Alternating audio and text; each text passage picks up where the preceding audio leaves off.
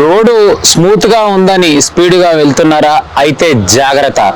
ఎప్పుడు ఎక్కడ ఏ గుంత ఉన్నదో, మళ్ళీ ఆ రోడ్డు ఎక్కడ కటింగ్ అయిందో చూసుకోలేకపోతే మీ ప్రాణాలు పోవడం ఖాయం. ముచ్చటేందంటే రంగారెడ్డి జిల్లా మహేశ్వరం నియోజకవర్గం బాలాపూర్ మండల్.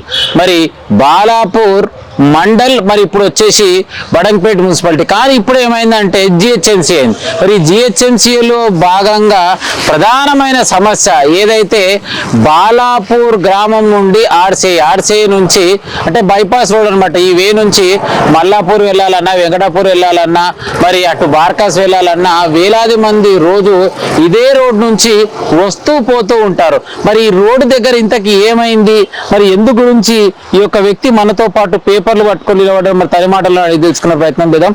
అన్న నమస్తే. నమస్తే. ఏం పేరు అన్న? నా పేరు శ్రీధరాచారి, శ్రీరెడ్డి కాలేజీలో ఉంటాను. ఓకే.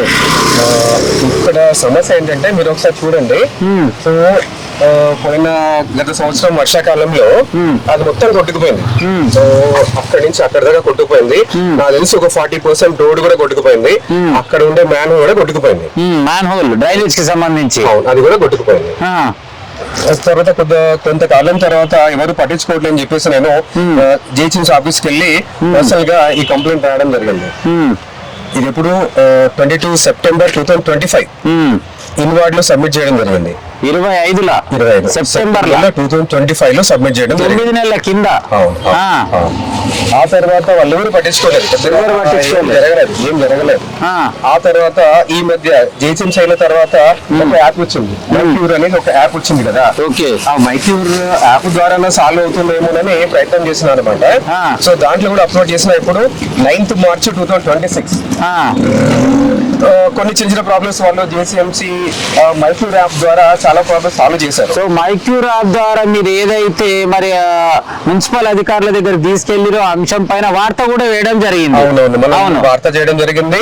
మన ఇద్దరం కూడా అక్కడ ఉన్న ఆఫీసర్లని పర్సనల్ గా వెళ్ళి కలవడం కూడా జరిగింది. సో వాళ్ళు ఏమంటున్నారంటే బడ్జెట్ శాంక్షన్ అయిపోయింది, ఇంకా చేస్తాము అంటున్నారు. కానీ గత 3 నెలలుగా రేపు చేస్తాము, ఎల్లుండి చేస్తాము, కాంట్రాక్టర్ ఓకే అన్నారు, తర్వాత అయిపోతుంది, రేపు స్టార్ట్ చేస్తాం, ఎల్లుండి స్టార్ట్ చేస్తాం. ఈ సమస్య గురించి ప్రత్యేకంగా దృష్టి తీసుకొని గతంలో ఉన్నటువంటి కమిషనర్ సరస్వతి గారి దృష్టికి తీసుకెళ్లడం జరిగింది. ఇప్పుడున్నటువంటి కమిషనర్ సమ్మయ్య గారు కూడా పర్సనల్ కాల్ చేసినా, కంప్లీట్ కూడా పెట్టారు. మరి పర్సనల్ గా హర్షవర్ధన్ అనే మరి కాంట్రాక్ట్ ఏఈ దగ్గర కూడా ఒక 4-5 సార్లు వెళ్ళడం జరిగింది. మీరు కూడా చాలా సార్లు వెళ్ళి కలవడం జరిగింది. ఇంతకు అధికారులు ఏమంటున్నారు? వెళ్ళినప్పుడు కలిసినప్పుడు వాళ్ళు పాజిటివ్ గానే మాట్లాడుతున్నారు. సమస్య తీవ్రంగానే ఉన్నది అని చెప్పేసి ఒక పర్సన్ ని పంపించారు, వర్క్ ఇన్స్పెక్టర్ అనుకుంటా. అతను వచ్చి ఇన్స్పెక్షన్ చేసుకోవడం జరిగింది. విడుతూ ఎంత ఉంది, ఏం ప్రాబ్లం ఉంది అని ఇన్స్పెక్షన్ చేసుకోవడం జరిగింది. దాని తర్వాత ఒక కాంట్రాక్టర్ కూడా అపాయింట్ చేశాము, వాళ్ళు చేస్తారు, రేపు చేస్తారు, ఎల్లుండి చేస్తారని చెప్పారు. తర్వాత ఫైనల్ గా ఏమైందంటే అతను కూడా రావట్లేదు. అతను కూడా ఎందుకో నేను చేయను, నాకు సంబంధం లేదని కూడా చెప్తున్నాను. చేయను, సంబంధం లేదు, నాకు సంబంధం లేదని చెప్పింది అనమాట. ఈ విషయాన్ని assistant engineer, I think executive engineer అని చెప్పడం జరిగింది. సార్ ఇలా మరి ఎవరు రెస్పాండ్ కావట్లేదు, ఏదైనా చేయండి అంటే ఓకే రిప్లై ఇచ్చాడు అతను. Okay I speak to him అని చెప్పేసి రిప్లై ఇచ్చాడు. ఫోన్ చేస్తే రిప్లై లేదు, ఏమి లేదు. ఇప్పుడు దాకా ఆ పని పెండింగ్ ఉన్నది.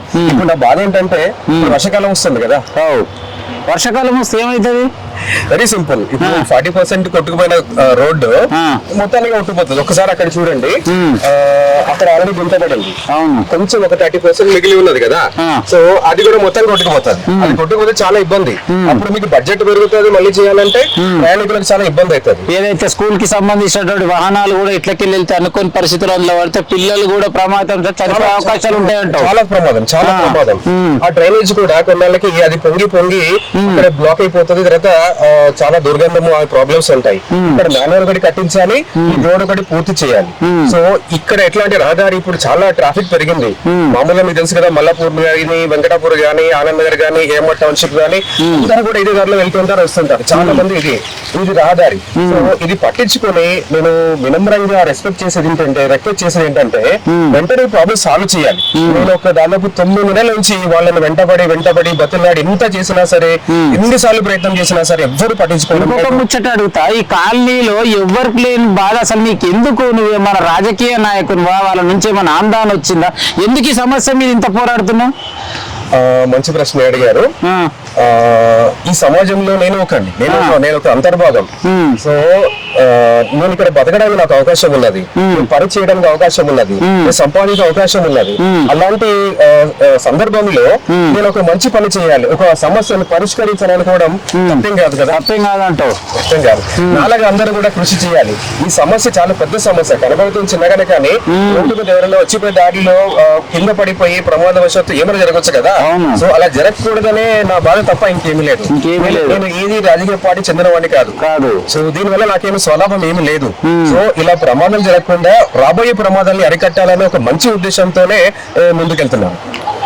సో రైట్, ఏదేమైనా కూడా నేను ఏ పార్టీకి చెందినటువంటి వ్యక్తిని కాదు, అన్ని పార్టీలను గౌరవిస్తాను. కానీ ప్రధానంగా నిత్యం ఇక్కడ నుంచి రోడ్ని యూజ్ చేసుకొని వందలాది మంది నిత్యం ఈ రోడ్ నుంచి వెళ్తుంటారు. కాబట్టి ఎవరికి ఏమైనా ఆపద జరగవచ్చు అనే ఆవేదన వ్యక్తం చేస్తూ మరి ఏదైతే ప్రజలు కడుతున్నటువంటి ట్యాక్స్ డబ్బులతోటి మాత్రమే ఈ యొక్క సమస్యను తీరిస్తే బాగుంటుందనే ఒక ఓటు హక్కున్నటువంటి పౌరుడిగా, సామాన్య మరి కాలనీ వాసిగా ఈ సమస్యను తీర్చే విధంగా అధికారుల దృష్టికి ఇప్పటికి 9 నెలల సంది తిరుగుతూ ఉన్నాడు.